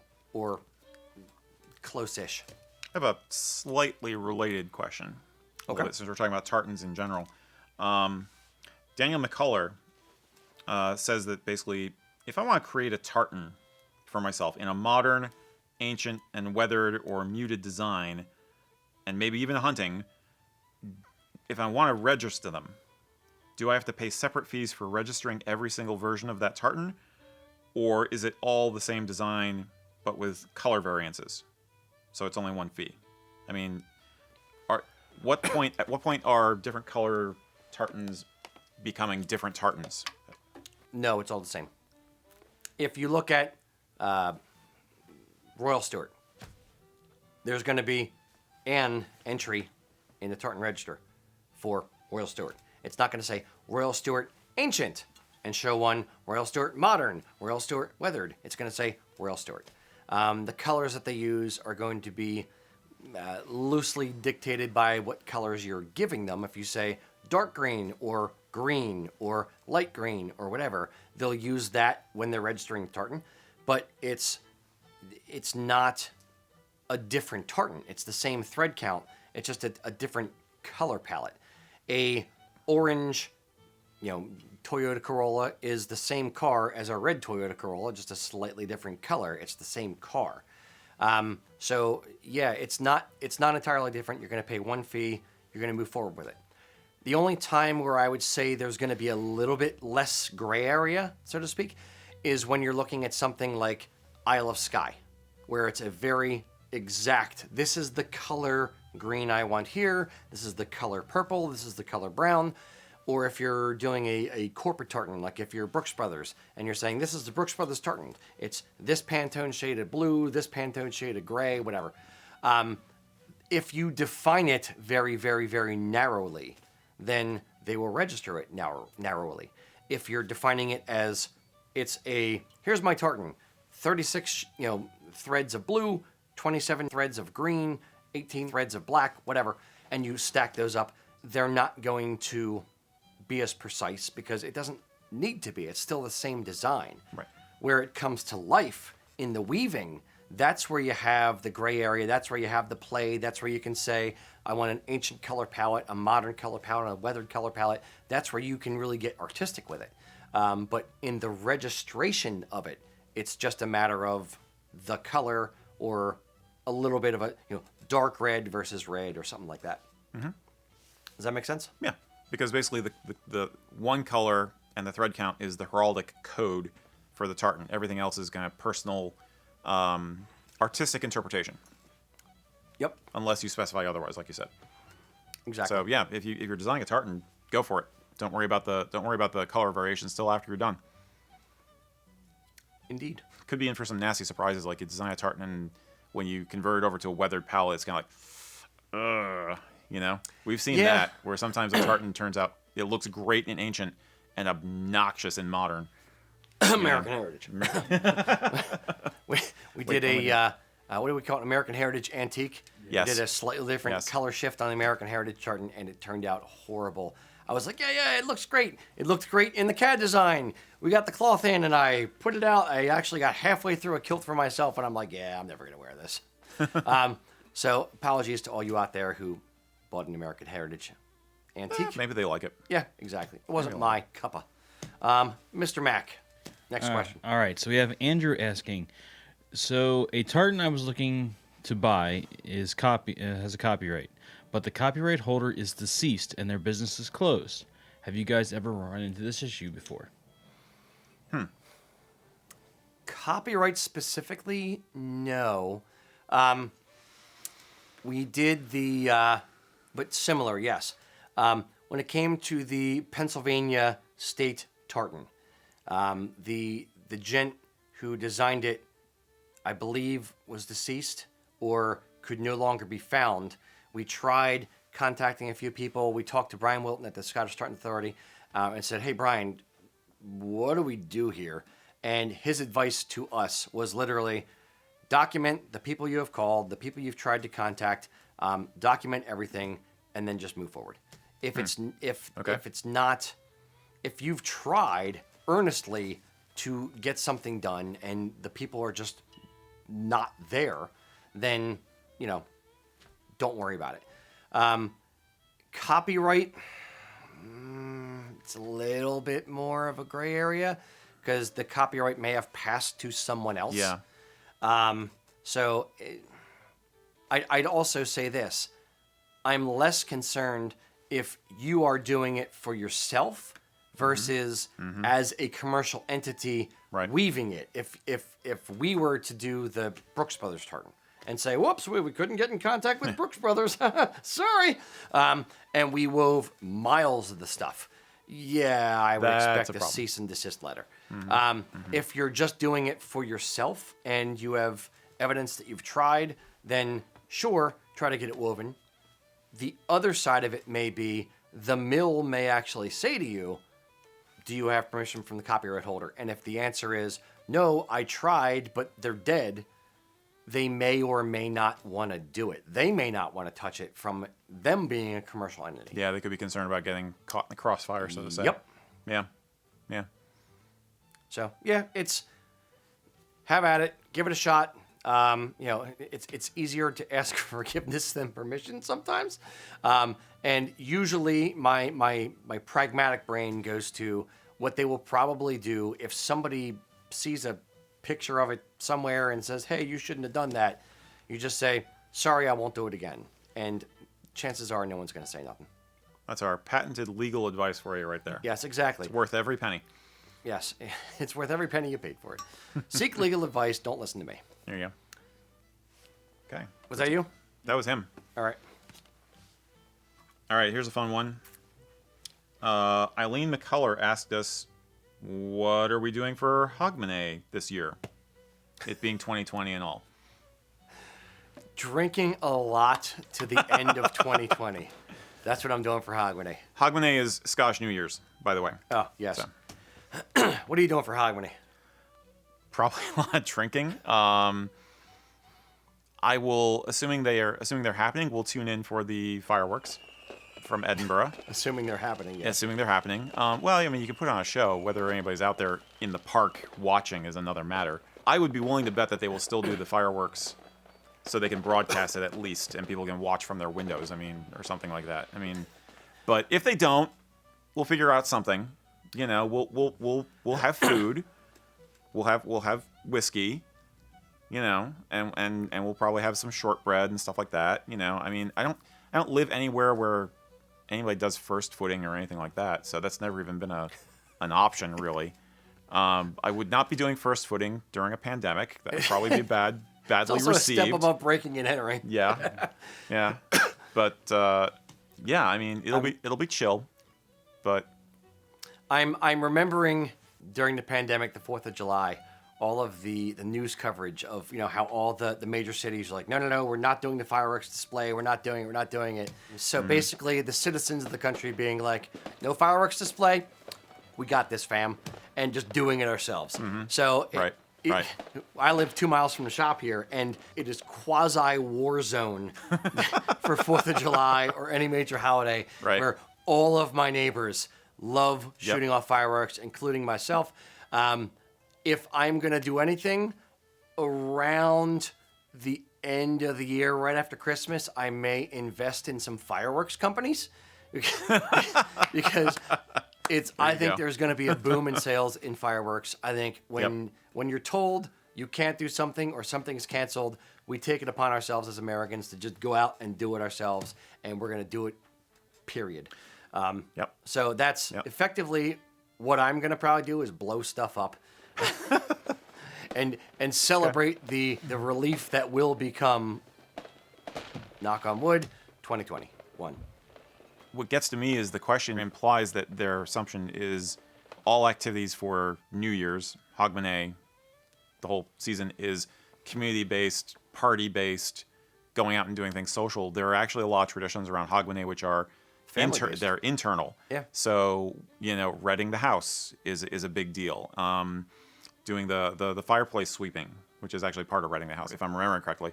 Opening all the windows on the morning of New Year's and smudging the house with a juniper branch. Yeah. I don't know how many people actually do that. My family does. That's basically where the wife of the house goes and opens up all the windows. No, she fills the house with smoke first, and then at the point where everybody's eyes are watering, you throw up all the windows. And it's cleansing the house and setting good luck for the year. And then you have a wonderful breakfast together. You know, you have breakfast with some whiskey. Is that how she and wakes some you coffee up? Like, the house is on fire. Yeah, Just kidding. Kinda. But the point is, it's something you would do after first footing is done and everything. But it's the personal side of the celebrations, and we still do stuff like that no matter what. So we'll still do that because it's a family thing. It doesn't have to be it's not out in the community, so it's going to go forward. I would say there's probably going to be singing songs over Zoom. There's going to be a lot of very heartfelt phone calls and Zoom calls with family members, and we'll adapt. Being in Philadelphia, as much as I'm not a big fan, I would be remiss if I did not mention mumming.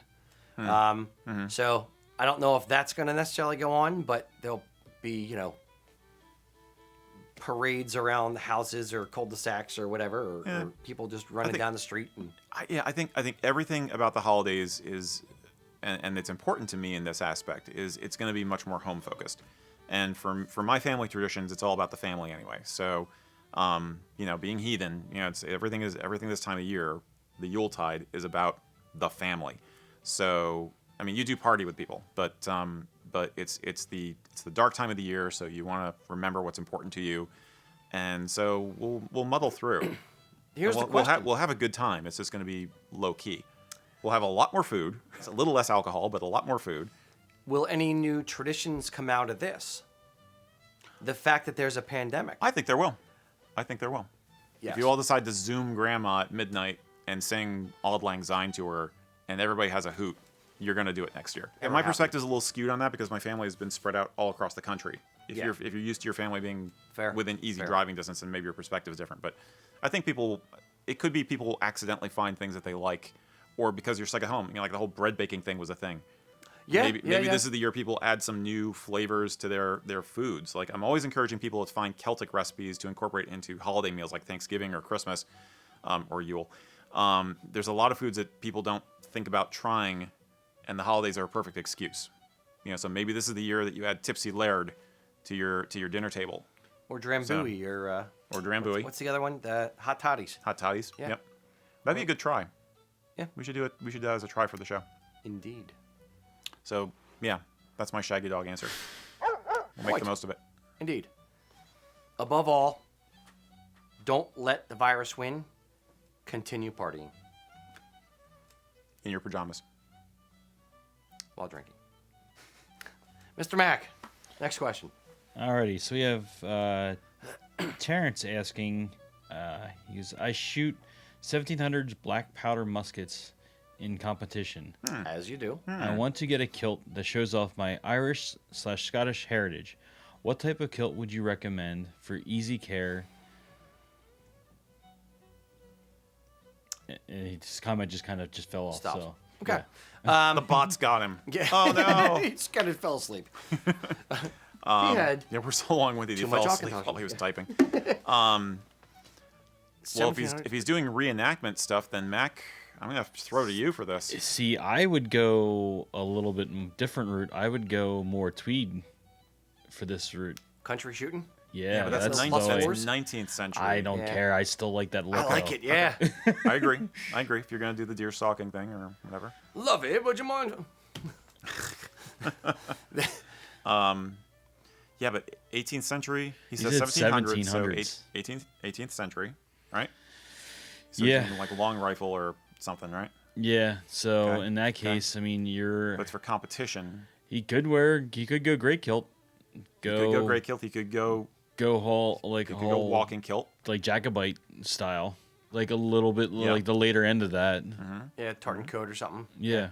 Yeah, you could do basically any clothing of the time period. I don't know if we're talking about, since we're talking about a competition, if it's a modern competition but using period Weapons, firearms, or if it's more like SASS where you're actually dressing the part while you're also doing the shooting. That's a single action shooting society. If you're doing that, then yeah, you could have a lot of fun with it. If you just want to have a kilt that looks cool, but it's a modern event despite the equipment you're playing with, then any kilt will do. I would recommend wool. If he's worried about washability, then he could do PV. Black powder can be messy, but on the other hand, wool is wool. So Yeah. no, I'm hung up on whether he's looking for a historical costume or a modern kilt outfit for a modern competition that happens to use antique stuff. Great kilt. Prince Charlie and bow tie. Oh wait, that doesn't mix. Somebody told me that one time. All right, fair enough. Yeah, no. I will always default to wool. Good luck. Straight aim. Mr. Erik. Yeah, it's my turn. Okay. Jonathan Kennedy wanted to know, what's your go-to kilt if you're just hanging around the house? Not doing heavy chores necessarily, like not fixing a sink or anything, but just kind of chilling, what is your go-to kilt for at home? The quarantine kilt, I would say. At home, I'm much more comfortable. So if I'm at home Sunday lounging around, I'll probably have on a pair of like baggy, like, you know, athletic shorts or flannel plaid pajama pants. If I'm just, you know, relaxing, it's a kilt has a lot of fabric. So if I'm at home and I'm being lazy, probably means I'm on the couch. If I'm on the couch, I'm probably laying down. So I wouldn't necessarily wear a kilt because I wouldn't want to, you know, fall asleep in a kilt on the couch. If I'm out and about, it's just whatever kilt I'm in the mood for that day. If I'm doing yard work outside and I want to wear a kilt, I'd probably wear a PV or utility kilt or something like that, where I don't care what other people. I'm not, you know, worried whether other people seeing me or think of me or anything like that. My neighbors already think I'm nuts. So, yeah, or if I'm, you know, if I have a wool kilt that's older or I already have a pull on it or a stain on it or something, I'll just wear that. It's whatever I'm in the mood for. I don't have any specific kilt for homeware. Yeah. They, just for the record, they do market. There is a company or two out there that make, or I Comfy should say, kilts? import, comfy kilts, like acrylic flannel kind of Some of them are made Velcro here. or elasticized waistband comfort kilts for home wear. No, thank you. I'll actually default to a util kilt or maybe one of my really old PV kilts because, yeah, I'm going to lop us on the couch. But at my house, I never know when I'm going to have a kid to chase after or, you know, a crisis develop or suddenly be asked to go out and do some kind of a chore. So I want something that I'm not going to have to go and change and, you know, get up so I can go outside the house. So I will default to like an old utility kilt or an old PV kilt that if I'm lying on the couch and it gets wrinkled, I don't care. Yeah, I'll also point to this as well. When I dress, I try to dress neatly. Not like from a snob perspective, but I always try to be reasonably well put together, matched. You know, yes, I'm an American matchy kind of thing. So even with a utility kilt, I'm going to wear, you know, a shirt that'll match it or tone well with it or, you know, look nice with it and look smart.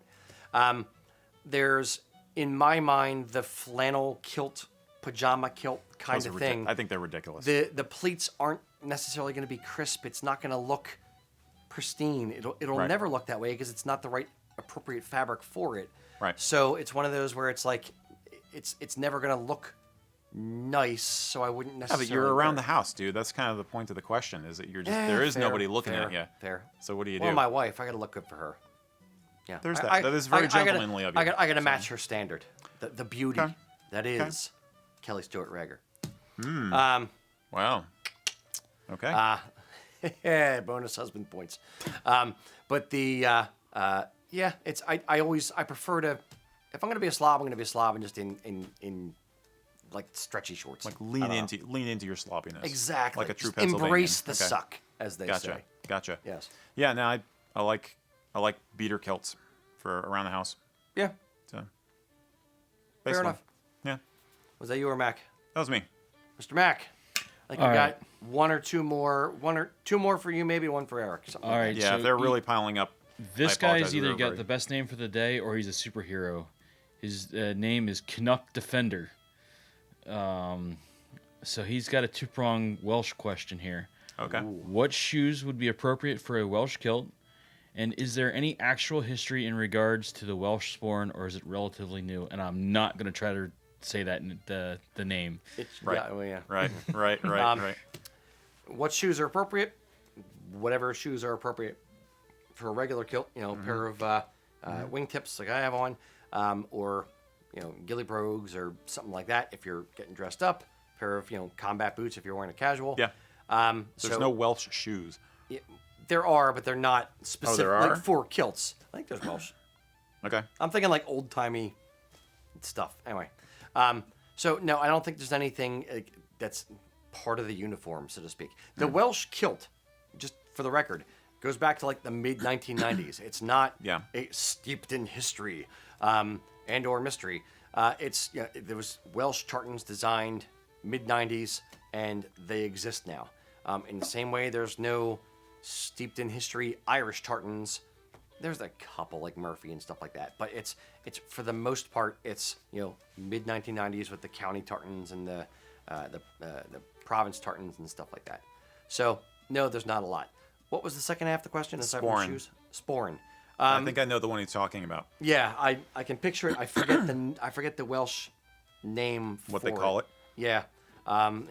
Tony or Dan, the guys from the Welsh Tartan Center, if they're watching, you guys can chime in. I know sometimes. Yeah, is it one of them who developed it? Because I don't know the history of it. I know that it's not. It's like it's the Welsh word for bag or something like that. Yeah. It's Welsh, so it's all But consonants. I don't know if they based the design on something, or if they just came up with a design that they thought looked cool and slightly different, which was kind of the attitude that existed with coming up with the Welsh stuff in general, was make it cool and slightly different. I know it's a Welsh design. I know they only have 2 tassels, not 3, but I think they did that on purpose to be different, in the same way that they usually use gold accessories and gold buttons to and they make the tassels longer than the body of the sporran sometimes. Yep. They have a flap closure, often with the dragon embossed on it. Yep. Yeah. I think it's basically a modern thing, just to give Welsh guys something that is distinctly Welsh, just as a kind of a go-to. Yeah. It's their... I give them this credit. They are... And that was sounding disparaging, but I didn't mean it to be. They are trying to do something different. They're not just saying, hey, we're Scottish, but not. They're trying to do like their own twist on it, their own take on it, and not just be the Welsh version of a Scottish thing. Yeah. So they do get bonus points for that. Mm-hmm. But as far as the sporran is concerned, you can use that if you want to. You could use any sporran if you want to. Yeah, we have Welsh sporrans, Welsh style sporrans, and a Welsh sporran to us basically has a Welsh dragon on it. So there's different symbolism. You can do things different ways. You can interpret things different ways to incorporate Welsh symbolism into the accessories. Yes, there's a Welsh sporran, but I don't believe, don't quote me on that there's a huge amount of history on it. I don't think there is, Yep. but we can confirm. Yep. Yeah. Well, ask Tony. Exactly. Yeah. So, Mr. Erik. okay.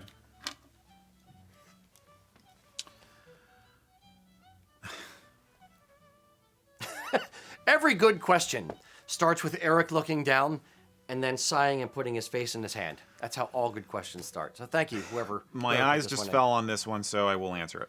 What sort of armor do you wear with a kilt?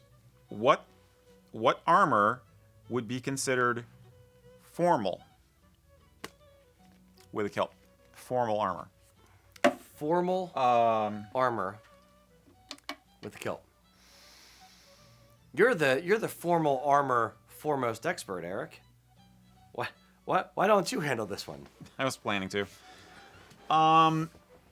Thank you for the question, whoever asked it. I'm gonna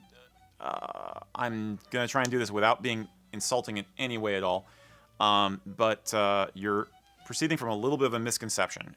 There is really not a precedent for wearing armor with a kilt. Now, Formal. Or formal. I'm sorry. If you're talking about, not insulting at all. If you're talking about, at you. all right. If you're talking about the Ren Fair, if you're talking about LARPing, if you're talking about a con, Fantasy or type fantasy stuff. type thing, then go for it, dude. Be the Highlander Skyrim, monster fighter you always wanted to be, and slap on the giant anime type pauldrons and everything with the spikes. Go for it. Enjoy it. Doesn't matter. There's no rules. There's no rules because there is no precedent for wearing armor with kilts. This gets back to the misconception that kilts have a documentable history earlier than the 16th century. There's various speculations that you'll find on the kilt there being evidence for the kilt in the pre-16th century period. It's very tenuous at best, and a lot of the time people are conflating references to Irish Gaelic dress, like the lenia, as opposed to a kilt. Okay, the earliest mentions are to something like a mantle, which might be a great kilt. The point being, by the time that we have confirmation that guys are wearing kilts, which is the tail end of the 16th century and into the 17th century, people aren't wearing armor. Wealthy guys might be wearing some armor. You'll still have chest plates with spalders and maybe a morion helmet and such early. Like think like Conquistador up through English Civil War. Most guys are not necessarily in armor because armor is freaking expensive. It's for officers, and there's no evidence at all of any Scots wearing a kilt with armor. If you look at the earliest lithograph we have of kilts, there's one image, 16th century image, early 17th century image of a guy in a kilt, and exactly one, probably from being in Ireland, okay? And then by 1641, you have a very famous lithograph of these Scottish mercenaries in the lowlands. And there's 4 of them. No doubt you guys have seen the image. There's 4 of these guys. They've got weapons. They've got kilts. They're not wearing armor, okay? You didn't wear armor. You know why? Because of guns. Armor does not stop a bullet. People have tried, but for the most part, it's not worth it. It doesn't work that well. So in that lithograph, I think some people will confuse that one of the guys looks like he's wearing a breastplate, but it's a doublet. It is a 17th century doublet. You can tell if you look at the details on the shoulders. So, yeah, there is no such thing as wearing armor with a kilt. Sorry. Now, the one exception would be if you're talking about ceremonial armor, like a gorget in an 18th century or 19th century military uniform, where the gorget, which is a piece of armor which was shrunk down to become basically a necklace as a rank insignia. That's it. I'm going to disagree with you. Oh, geez. Here we go. There Yes. is historical precedent Okay. for people wearing armor with a kilt. Mm-hmm. Mm-hmm. 3 numbers. I'm listening. 501st. The Kilted Stormtrooper Brigade. Yes. There are kilted stormtroopers Yes. in armor in Yes. kilts. Serve the Empire. Put on a kilt. Okay. Yep.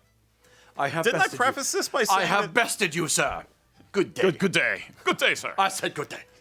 Although Aaron on Twitch Yeah. Twitch.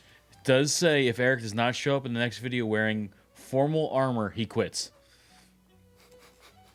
Oh. Careful what you wish for. Just the helmet. Oh, I've got a helmet. Okay. You want me in a helmet on the show? I've got a helmet. See now I want to wreck your and/or Coraline's next 2 weeks and come up with the best formal armor outfit that you guys have to put together. I've seen plenty of fantastical stuff that's done that looks freaking awesome. It's just not a Yeah, historical. it looks it's not fun. it's not a historical different, thing. but it's not historical. Correct. Yeah, I mean, again, if it's a fantasy wedding, a goth wedding, LARP event, something like that, and you want to have your best formal armor. If you're a with Jedi kilt, marrying a clone, it's okay. yeah, You it's can all do good. It's all fine, you know. Yeah, but it's not part of history. Okay. We have too Now, much being in the SCA, I have seen people who wear kilts because it's the Middle Ages as you wanted it to be sometimes, depending on who you're playing with, depending on the attitude of the people you play with. So they will have kilts, even though they know it's not strictly a medieval garment or a documentable medieval garment. Or they'll have armor, and they'll incorporate some tartan in it. That's them having fun. It's also the Braveheart effect. We talk about the Peaky Blinders effect. Well, the Braveheart effect led to a lot of misconceptions. Okay? just a few. Just a few. 2 or 3. And one of them is the idea of these guys, these medieval warriors in tartan. You know, Highlander did it too. You know, where the main character's got the sort of barbarian-like armor in 16th century Scotland. You know? But Yes. Highlanders that question broke me. in Stormtrooper That's the armor. first time a question has broken me. That question broke me. All right. Yeah. Very good. I'm gonna put pauldrons on my Prince Charlie. Just gonna, you know. All right. Matt gets one. We're over time now. I don't know if anybody cares. It's up to you. Do you have any shorter ones? Yeah, give me 1 second. I just lost where I had it. I moved the screen. We're under time constraints. Okay, It's give the me a minute. bots. It's the bots again. Is there such thing as seamless or flat seam kilt hose? Every time I wear a kilt hose, the seam on the toe always rubs my toes raw, and that's from Zoan the puppy. Do our colored hose have seams? There's got to be some kind of seam somewhere because you're closing it. I don't know. Yeah, it'd have to be closed somewhere. I don't know. I mean, every rest of the foot and the calf could be done on the round, but I don't know Yeah. if you can. You got to start from somewhere, and or you start at the top and go all the Or way down, end. and then you have to finish somehow. No, there is a knitting way of not having. Is seam there on a the toe. machine knitting? Not a way? machine. No, I don't know not if a machine. knitting. A Yeah, hand I knit think you're. way. I think you yes. have to get in the handmade. Yeah. As my mind's going through it, and it's like my wife has made me null-binded socks for Norse garb, and that doesn't have a seam at the toe. 'Cause Yeah. It's basically a spiral the way you do null binding. Exactly. I was thinking spiral socks. Yeah. Yeah. But you're looking at finding somebody who's crafty and generous and loves you to make something for you. Yep. Yeah. Okay. They'll be warm. It's true. Yeah. It's or you just find if the seam you try to figure out what the seam is. Is it on like the top of the toes or is it right on like by the toenail or that kind of thing? Could be more or less comfortable depending on how the socks. I'll are go made. outside the box. I'll break the rules a little bit. I think that there are some kilt hose like middle grade or economy grade. If you wore them inside out, a lot of people wouldn't even notice that much. And then the seam is on the outside, not rubbing against your toes. You could Okay. try wearing the kilt hose inside out. Interesting concept. Or you could turn your kilt hose into the fake kilt hose that like bagpipers use and wear whatever athletic socks are comfortable for you. Yep. So Hose above tops. your shoe, hose tops. You could do hose tops. That'd be a good Good point. workaround. Good I point. think that'd probably be the best workaround in a way. Yeah. Yeah. Interesting. Hey, that was helpful. I would try it, like cutting the like middle foot off of the hose, and then wear a pair of like thin dress socks or something underneath. Yeah. I'd do it with a cheap pair of hose first, just to try Yeah. if it's like really, really an issue for you. But creative solutions, Yeah. indeed. It's very Scottish. Indeed. Thank you, boys and girls, for watching us blabber on for 2 hours. Until next time, boys and girls, Slán Java. Slán Java. You will buy a kilt. I was gonna You say, will buy a you will kilt. buy- You want the 8 yard.